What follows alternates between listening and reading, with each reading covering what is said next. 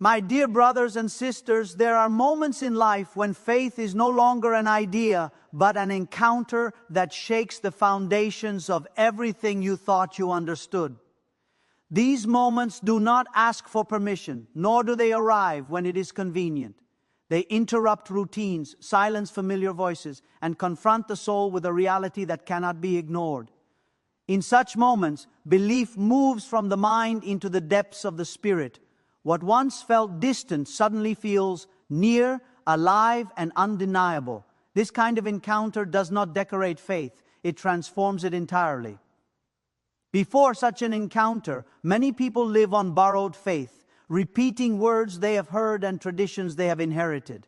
They believe because they were taught to believe, not because they have seen or felt the reality of God working within them. But when a divine encounter takes place, faith becomes personal and unshakable. Doubt no longer has the same power because something eternal has been touched.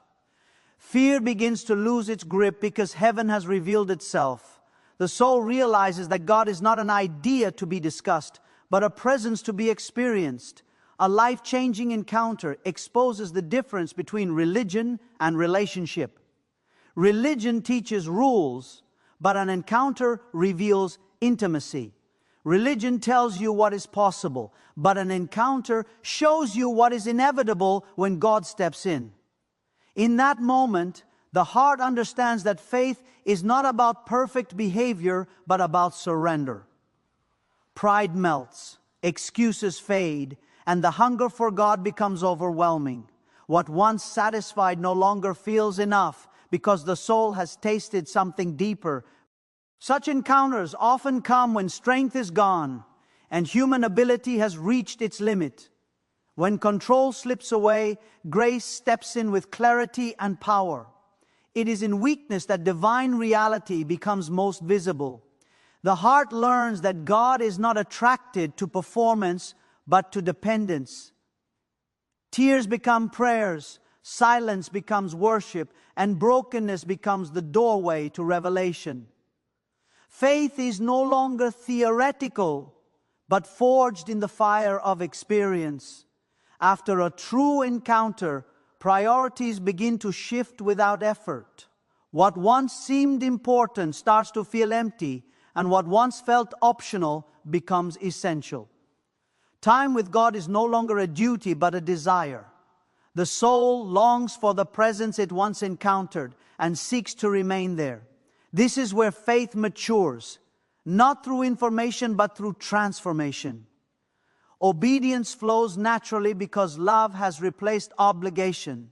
A redefining encounter also awakens spiritual awareness. The believer begins to sense that life is more than what the eyes can see. Spiritual realities become clearer, and the unseen world feels closer than ever before. Prayer becomes deeper, not louder, and worship becomes sincere, not performative.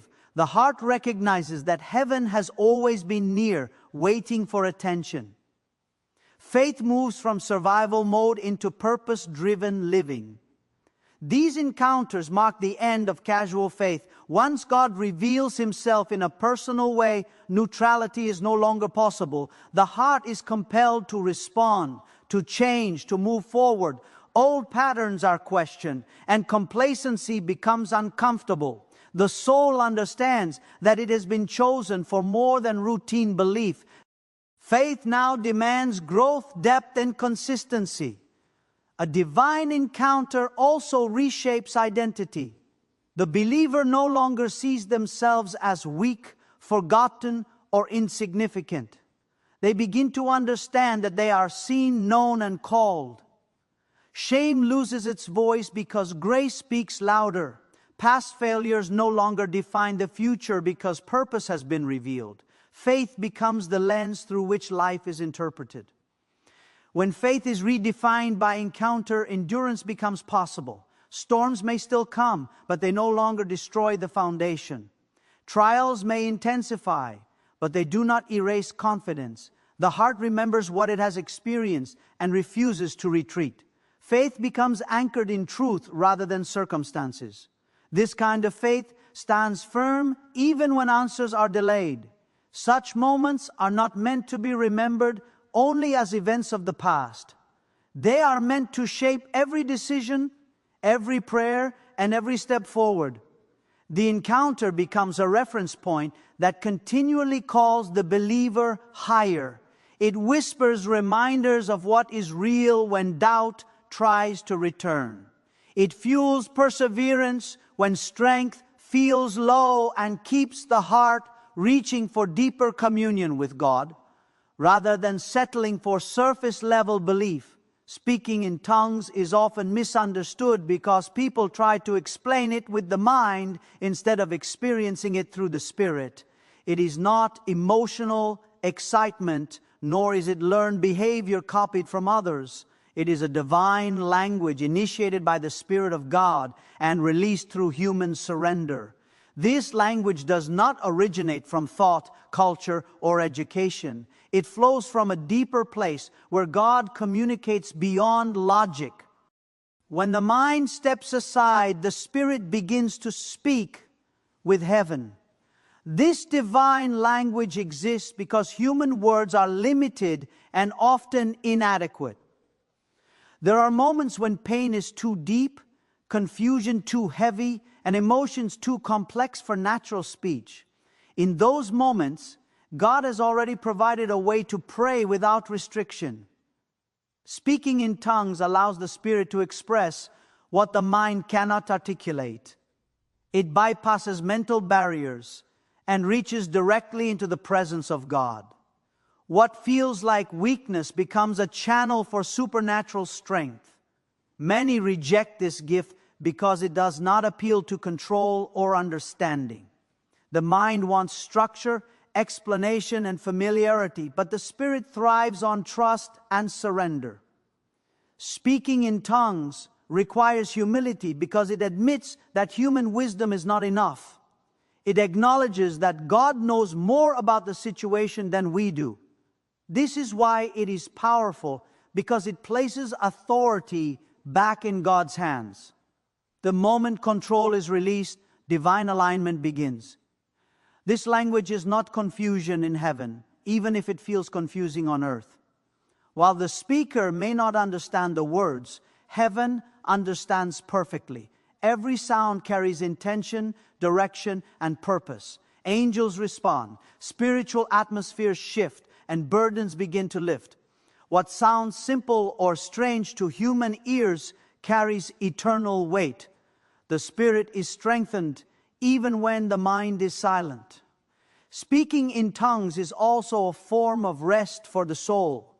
The mind constantly works, worries, and analyzes, often becoming exhausted. This divine language allows the Spirit to pray without mental strain. It brings peace that does not rely on answers. In moments of anxiety, it calms the inner storm without explanation. The heart finds assurance not because circumstances change, but because alignment is restored. This gift trains the believer to live from the inside out rather than from the outside in. Instead of reacting to pressure, fear, or opinions, the Spirit takes the lead. Speaking in tongues sensitizes the heart to God's presence. Decisions become clearer, discernment sharper, and faith steadier. The believer begins to trust God's leading even without visible confirmation. Spiritual confidence grows quietly but firmly. It is important to understand that this language is not a sign of spiritual superiority. It is a tool of intimacy, not a badge of status. God never intended it to divide believers, but to empower them. When used properly, it produces humility, not pride. It draws the heart closer to God rather than elevating self. The focus remains on communion, not comparison. Speaking in tongues also aligns the believer with God's perfect will. Often people pray based on what they see, feel, or fear. This divine language allows prayer beyond limited perspective. The Spirit prays according to God's purpose, even when the believer is unaware of the details. This ensures that prayer is effective, not just emotional. Heaven's agenda is released through surrendered lips. This gift strengthens spiritual endurance over time. Faith is not always sustained by emotion or visible results. There are seasons when obedience feels heavy and answers seem delayed. Speaking in tongues builds inner resilience during those seasons. It quietly fortifies the spirit to stand firm without recognition or reward. The believer remains rooted, even when progress feels slow. When properly understood, speaking in tongues becomes a private well of renewal. It does not replace understanding, but complements it. It does not cancel intelligence, but submits it to divine wisdom. The believer learns to trust what God is doing beneath the surface. Faith matures as dependence on God deepens. The spirit becomes fluent in heaven's language, while the heart grows confident in God's nearness. When natural words fail, the inner person still has a way to rise and be strengthened beyond visible effort. There are moments when prayers feel empty because the heart is tired and the mind is overwhelmed. In those moments, the spirit does not shut down, it reaches deeper. Speaking in tongues activates that deeper place where strength is renewed without explanation. The believer may feel weak on the surface, yet something inside begins to stand upright again. This strengthening does not depend on mood, understanding, or circumstances. The inner man grows weary long before the body shows signs of exhaustion. Emotional wounds, delayed answers, and repeated battles quietly drain spiritual energy. Speaking in tongues restores what has been depleted over time. It is like spiritual nourishment flowing directly into the soul without passing through human filters. While the mind may feel unproductive, the spirit is being built steadily and surely. Faith is reinforced not by effort, but by divine supply. The strengthening is often subtle at first, not dramatic or loud. There may be no immediate emotional rush or outward sign of change. Yet over time, resilience increases and discouragement loses its grip. The believer begins to notice that why stand longer in trials and recover faster from disappointment? What once caused collapse now becomes manageable. The inner man develops endurance through consistent spiritual exercise. Peace is one of the first signs of inner strengthening, not the absence of trouble, but the presence of calm in the middle of it. Speaking in tongues quiets the noise created by fear and overthinking. The heart settles even when questions remain unanswered. This peace guards the mind and stabilizes emotions. It becomes easier to trust when the inner man is strong.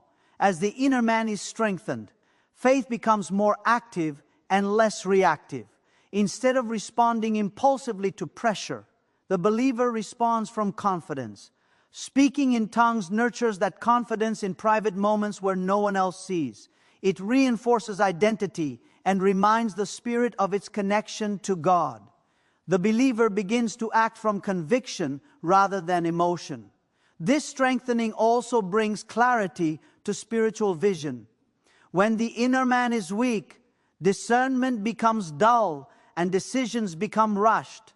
As strength is restored, perception sharpens. The believer becomes more sensitive to God's leading and more aware of subtle warnings. Choices begin to align more naturally with purpose rather than convenience. Over time, the strengthened inner man resists spiritual burnout. Many grow tired, not because they are doing too much, but because they are drawing from the wrong source. Speaking in tongues shifts the source from self-effort to divine empowerment. It renews passion without pressure. Service becomes joyful again instead of burdensome. This process also heals internal fragmentation. When the soul is divided between fear and faith, peace and worry, strength and doubt, Speaking in tongues brings unity. The Spirit takes the lead and the emotions follow. Inner conflict quiets as alignment is restored. The believer experiences wholeness rather than constant internal struggle. Strength in the inner man produces quiet boldness, not arrogance, but steady assurance that does not seek approval. The believer becomes less shaken by criticism and less dependent on affirmation. Speaking in tongues fortifies the heart against insecurity. Confidence grows without noise, rooted in spiritual stability. As the inner man continues to be strengthened, perseverance becomes a natural response rather than a forced decision. Waiting becomes easier, obedience becomes steadier, and hope remains alive, even in long seasons of silence. The believer learns to stand without visible support.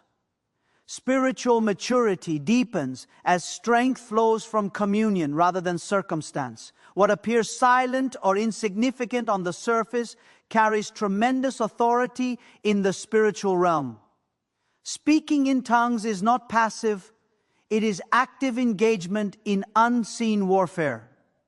While the natural ears may hear only sound, the spiritual realm recognizes command and alignment. This is why it unsettles opposition and disrupts darkness. It is not volume that creates impact, but spiritual authorization. What seems weak to the world is often powerful beyond measure. Spiritual battles are rarely won through logic or physical effort alone. Many struggles persist because they are fought on the wrong level. Speaking in tongues shifts the conflict from the natural to the spiritual, where the real battle exists. It allows the believer ever to engage without needing full understanding. Authority is exercised not through knowledge, but through obedience and surrender. The Spirit moves where the mind cannot reach. In the unseen realm, strategy matters more than emotion. When believers speak in tongues, they are not reacting, they are enforcing divine order. Heaven responds to alignment, not anxiety. This form of prayer releases God's will into situations that seem immovable. What feels like delay on earth may be disruption in the spirit. Resistance weakens when divine authority is applied consistently. Darkness thrives where believers hesitate or remain silent. Speaking in tongues breaks that silence with heaven's language. It declares dependence on God rather than confidence in self. This dependence releases protection and strength that cannot be manufactured. The enemy recognizes spiritual authority even when humans do not. That recognition shifts atmospheres and weakens opposition. This spiritual weapon does not rely on emotional intensity. Even quiet, steady prayer in tongues carries weight. The power is not in the feeling, but in the source. Many underestimate what is happening because they measure effectiveness by sensation. In reality, the most effective warfare is often unseen and unfelt. Victory is being shaped long before it is visible. Speaking in tongues also guards the believer during spiritual conflict. It builds a defensive shield while advancing God's purpose. Confusion, fear, and discouragement lose influence as spiritual clarity increases. The believer remains steady even when pressure rises. This steadiness is a sign of inner authority at work. The heart stays anchored while the battle unfolds. Unlike natural weapons, this spiritual weapon never depletes with use. The more it is exercised, the stronger it becomes. Consistent use sharpens spiritual awareness and responsiveness. The believer becomes more alert to spiritual shifts and less vulnerable to surprise attacks.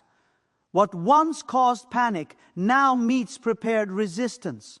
Strength grows through use, not rest. Speaking in tongues also disrupts plans formed against the believer before they manifest.